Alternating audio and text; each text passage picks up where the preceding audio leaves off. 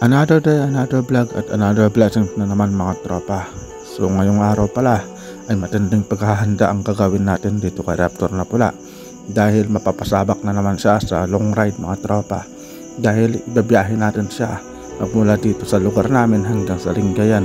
So ang layo pala ng tatakbuhan ngayon Raptor na Pula ay 150 kilometers mga tropa. Kaya matinding paghahanda ang gagawin natin sa kanya.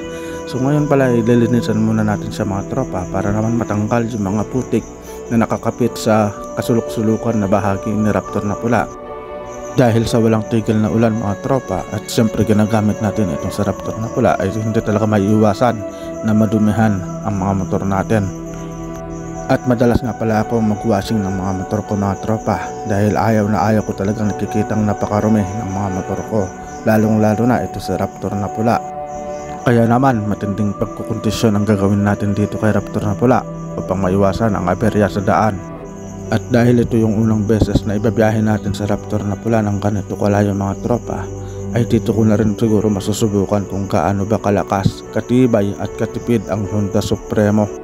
Kaya sa lahat po na nag-aabang about dito sa mga Honda Supremo ay ito na po yung kasagutan ko kung gaano ba katibay, kalakas at katipid ang Honda Supremo. So abangan nyo po ang biyahe namin sa mga susunod na araw.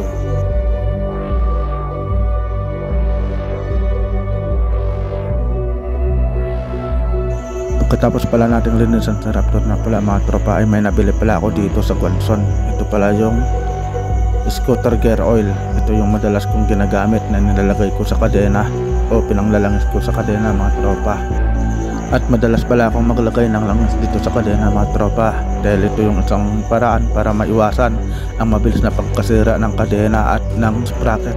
Pagkatapos nga pala natin maglagay ng langis sa kadena mga tropa ay check na natin itong manggulong kung tama ba yung hangin. So inuna ko na pala dito sa likod at chinek ko na rin dito sa harap at medyo pudpud na rin pala yung gulong natin dito sa harapan mga tropa. At dito naman mga tropa sa side wheel ay wala akong pangamba dyan dahil bagong palit lang ang gulong namin dito sa side wheel. Pagkatapos ko nga palang ihanda si Raptor na Pula mga tropa ay may nakalimutan pala ako na isang bagay na madalas namin dinadala kapag nagpabiyahe kami. Ito pala yung bomba mga tropa.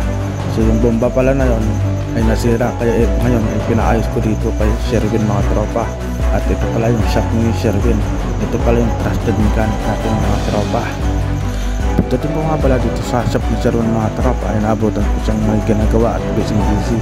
So nag-aayos pala siya ng XRM.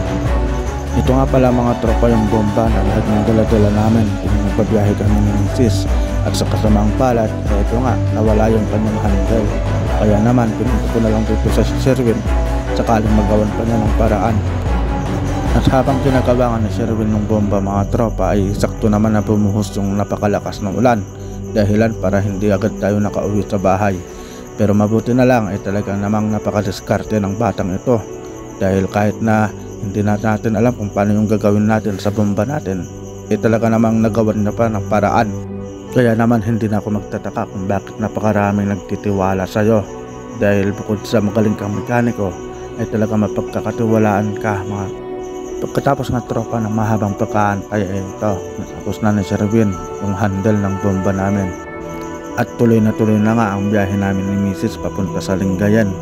At ito na lang talaga yung inaantay namin na kulang sa biyahe namin mga tropa. Flex ko nga pala kung magkano yung binayad ko dito.